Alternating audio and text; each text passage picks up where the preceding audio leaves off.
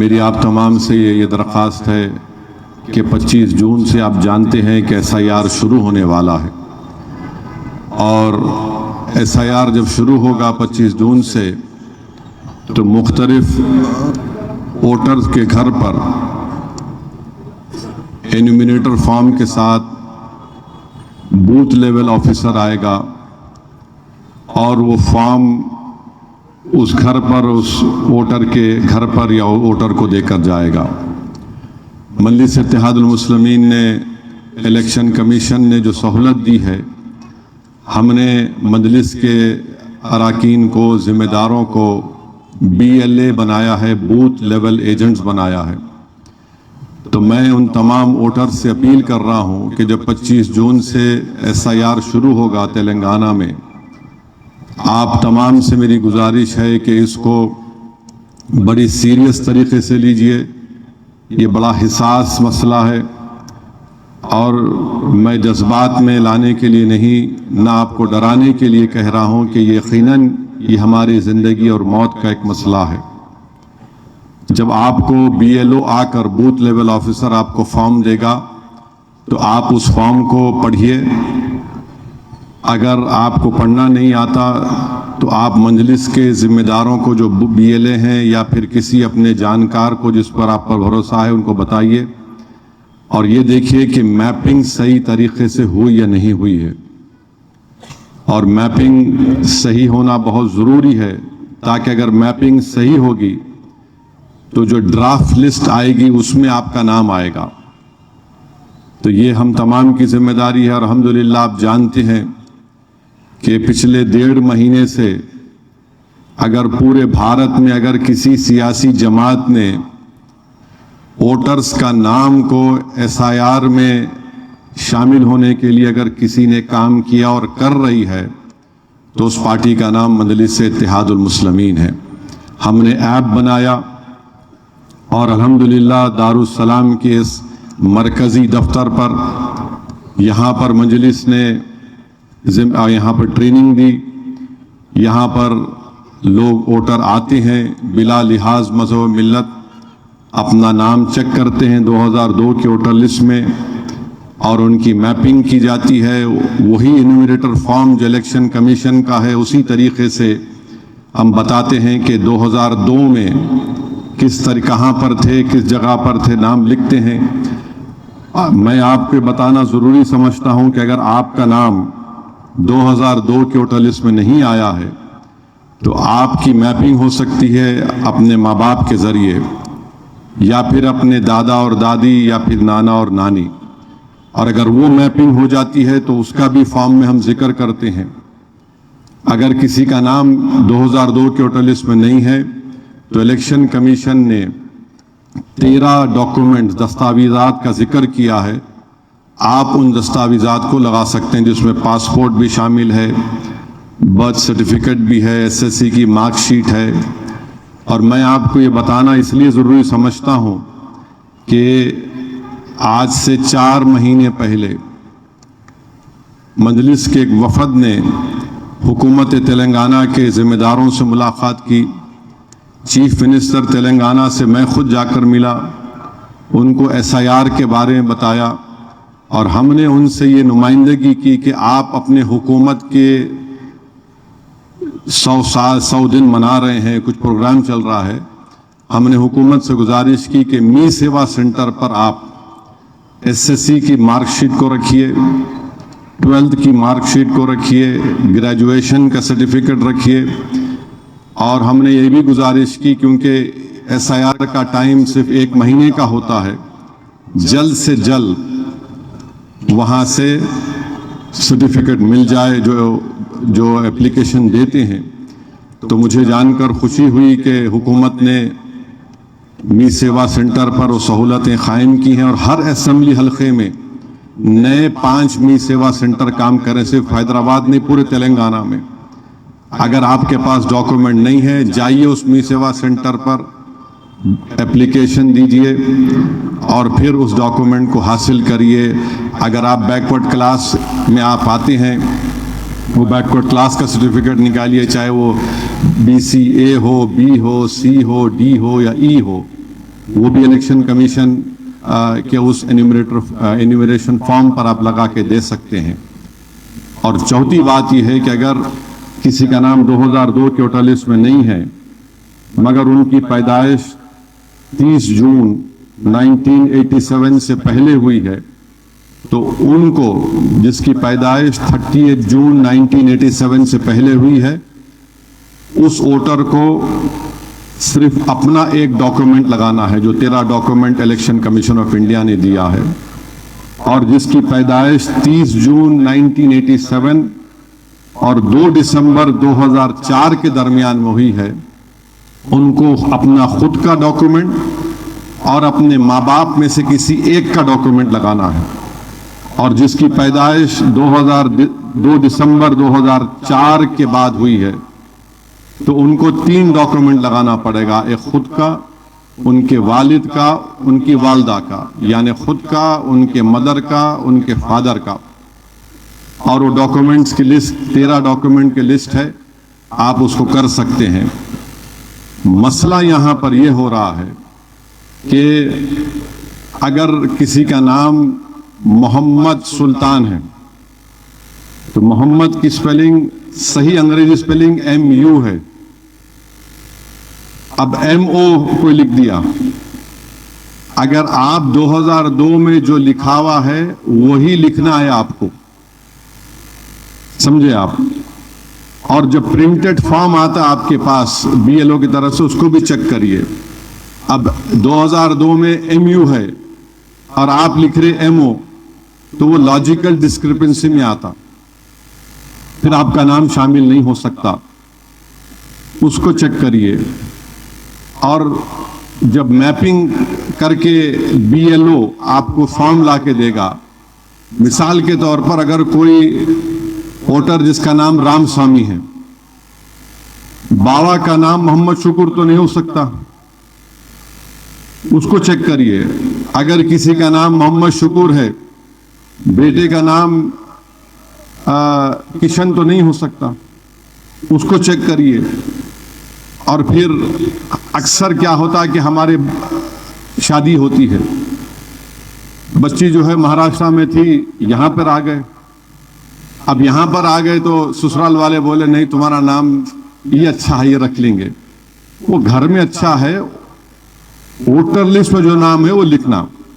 अब मैं बात किया एक साहब से, बोले नहीं साहब हमारे बीवी को मैं ये नाम से पुकारता हूँ, मेरे को बहुत पसंद है, मैं वो नाम लिखाता हूँ। बोला तेरे को नाम लिखाने से है या तेरी बीवी से मोहब्बत है तो जो 2002 में नाम था महाराष्ट्र में वही नाम लिखाओ, वरना वो मोहब्बत कम हो जाएंगी। तो ये भी है, बात लोगों को है। तो ये एक समझाने के लिए आपको मिसाल दे रहा हूं।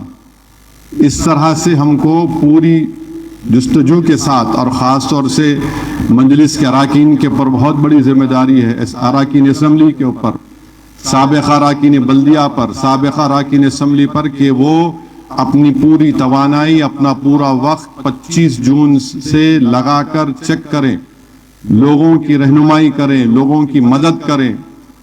और जैसा कि मैंने बताया कि मजलिस ने ही एक ऐप बनाया जिसमें 2002 की वोटर लिस्ट है, 2024 की वोटर लिस्ट, और हमने इंटरनेट के जरिए इलेक्शन कमीशन की वोटर लिस्ट जो उनके पोर्टल पर है, अगर कोई बाहर थे, कोई बाहर से आए हैदराबाद को, तो उनका हम चेक करके दे रहे हैं।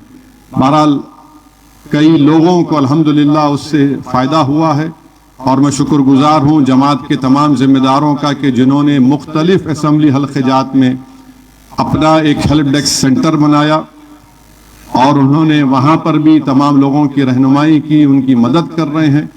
वैसे ही जुलाई 25 जून से 25 जुलाई तेलंगाना, उसके बाद महाराष्ट्र, फिर दिल्ली भी शुरू होगा।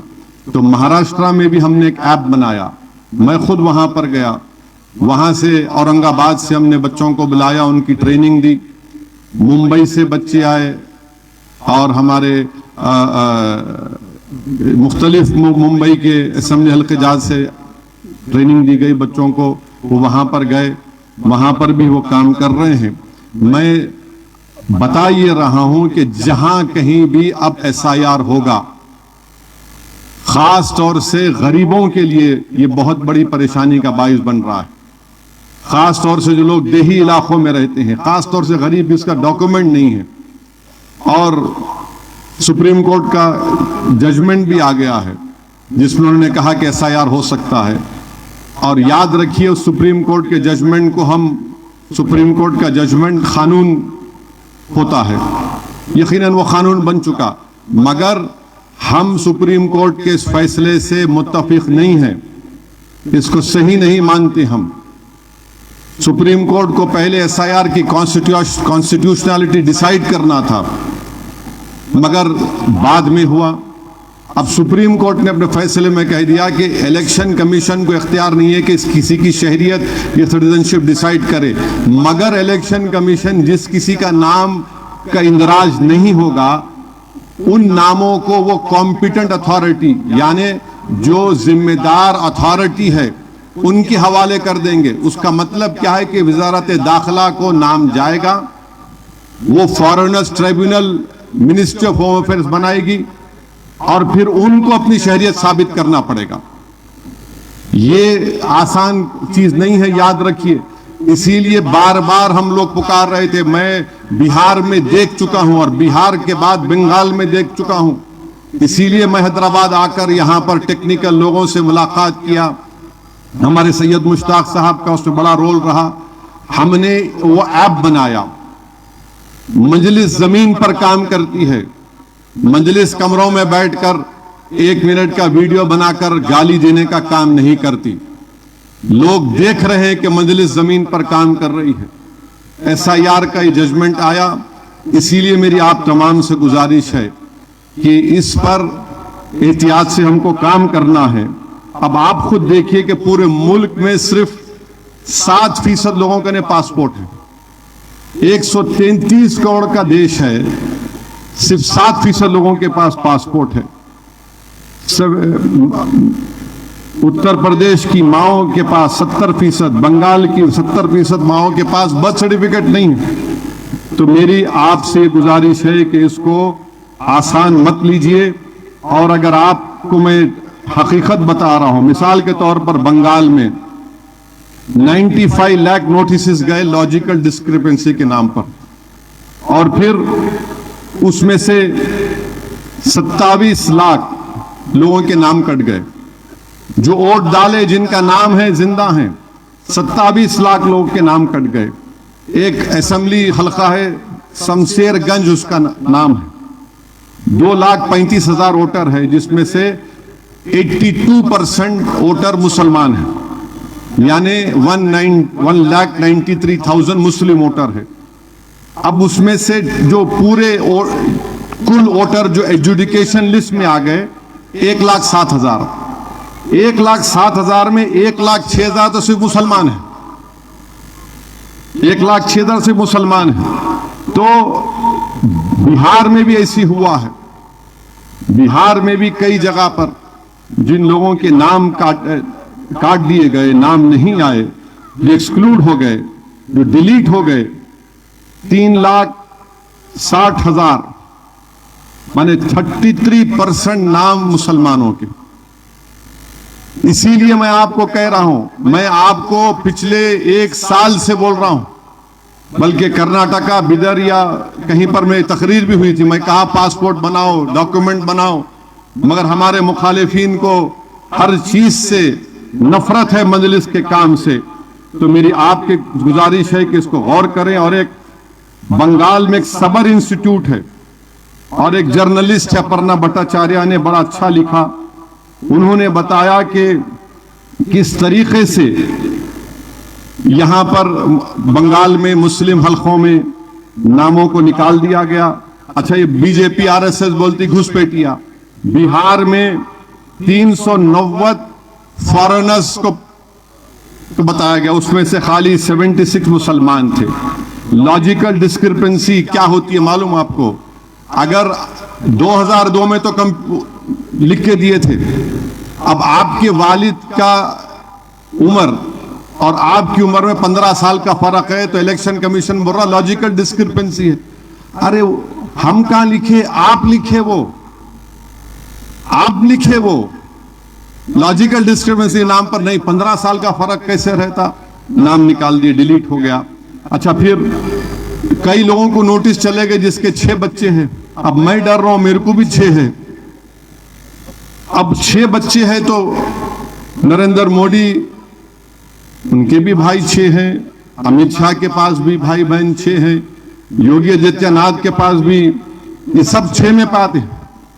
अब इस लॉजमनी मजाक के तौर पर नहीं कह रहा हूं, तो इसलिए स्पेलिंग मिस्टेक को चेक करिए। ये एज का देखिए, वो बीएलओ ला के दे दिया होगा, नहीं पढ़ो, नहीं पढ़ने आता, शर्माने की बात नहीं है, किसी जानने वाले को बताइए। हमारा मानना यह है कि ये कॉन्स्टिट्यूशनली सेफगार्ड है, सुप्रीम कोर्ट ने कहा। एविडेंस तो कुछ और बता रहा है। 27 लाख लोग नाम वोट नहीं डाल सके बंगाल में, और 27 लाख नाम जो डिलीट हो गए, 25 लाख लोग अपील करे उसमें से, 25 लाख। और वो ट्राइब्यूनल बनाया गया था, खाली 138 केसेस ट्राइब्यूनल देखा, 136 नाम को क्लियर किया। फिर वैसे ही 6580 नाम को ट्राइब्यूनल डिसाइड किया। मुर्शिदाबाद जिला जहां पर 80-90% मुसलमान हैं, 6,29,000 लोग अपील किए, खाली 112 अपील सुनाई गई। मालदा 80% के ऊपर, 5,26,000 नाम डिलीट हो गए, खाली 185 डिस्पोजल हुए। तो इसीलिए मेरी आपसे अपील है कि इसको देखिए। और मुझे नहीं मालूम इलेक्शन कमीशन अब क्या करेगा। अब तक जितना एसआईआर हुआ, 7 करोड़ लोगों के नाम नहीं आए उसमें। मगर बीजेपी आरएसएस की जहनीत क्या है आप जानते हैं मुस्लिम अक़लियत के बारे में, इसलिए हमको एहतियात बरतना है। मैं आपको बता दिया कि क्या करना है। और फिर मैं डराने के लिए नहीं कह रहा हूं, बल्कि बिहार के चीफ मिनिस्टर ने कहा, जिसका नाम बिहार के एसआईआर में नहीं आया, हम उसकी बैंक पासबुक को भी डिलीट कर देंगे, क्योंकि उसका नाम एसआईआर में नहीं आया। बैंक अकाउंट अगर बंद हो जाता किसी का, तो जो गरीब को बैंक से, गवर्नमेंट से जो पेंशन मिलता, वो बंद हो जाता। बच्चे बाहर नौकरी कर रहे, सर्च कर रहा था कि बिहार के बीजेपी के चीफ मिनिस्टर ने कहा कि बैंक अकाउंट बंद कर दिया जाएगा जिसका नाम एसआईआर में नहीं आया। याद रखिए, ये बहुत बड़ी तकलीफ का बाइस बन सकता अगर हम सही तरीके से कोशिश नहीं करेंगे अपने नामों का इंदराज कराने के लिए। तो मेरी आप तमाम से अपील है कि आप लोग इस पर ख़ास तवज्जो देकर 25 जून से जो शुरू होगा एसआईआर तेलंगाना में, इसमें आप लोग पूरी जिम्मेदारी के साथ करेंगे। और फिर जुलाई में महाराष्ट्र में शुरू होगा, वहाँ पर भी हम उम्मीद करते कि लोग इसको बड़ी सीरियसली लेंगे। याद रखिए, अगर आप बीएलओ के दिए हुए फॉर्म को यकीन कर लिए और फिर आपका नाम ड्राफ्ट लिस्ट में नहीं आया, तो फिर ये तकलीफ का बाइस बन सकता है। तो मेरी आप तमाम से गुजारिश है कि जहाँ कहीं भी एसआईआर मुल्क में हो रहा है, वहाँ के लोग अपना वोटर जो हैं अपने नाम को दलाएं, ये बहुत ज़रूरी है।